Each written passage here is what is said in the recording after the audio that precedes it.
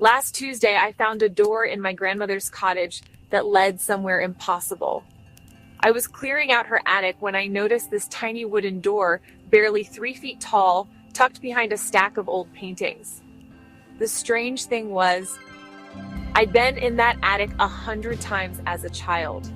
That door was never there before. When I turned the brass handle, it opened onto the most extraordinary garden I'd ever seen. Not outside the cottage, mind you, but somewhere else entirely.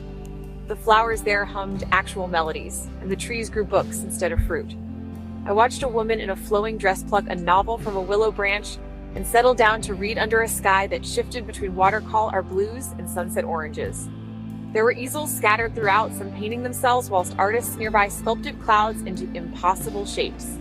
A poet sat by a fountain that bubbled with liquid starlight, dipping his quill directly into the glowing water. I spent what felt like hours there, but when I finally stepped back through that little door, only minutes had passed in the real world. The door is still there, waiting. And I've started to wonder, what if all our creative blocks aren't really blocks at all? What if they're just invitations to find our own impossible doors? Curiosity tugged at me, so I wandered deeper into the garden, following a glowing path that wound between the trees. Suddenly, a fox wearing a tiny top hat appeared, bowing politely and inviting me to a tea party. I found myself at a long table set for tea, surrounded by rabbits, hedgehogs, and birds, all sipping from delicate cups. The teapot poured out rainbow-colored tea that tasted like laughter and sunshine. We laughed and told stories, and for a moment, I felt lighter than air. A gentle breeze carried the sound of distant music, and the animals invited me to follow.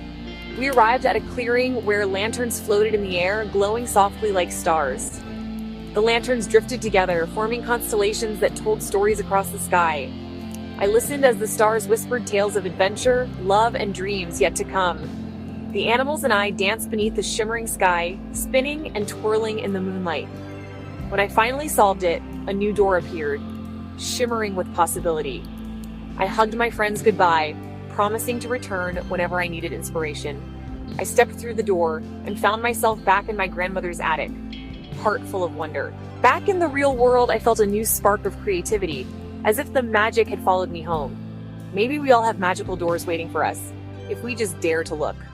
So next time you feel stuck, remember, your imagination is the key to worlds beyond your wildest dreams.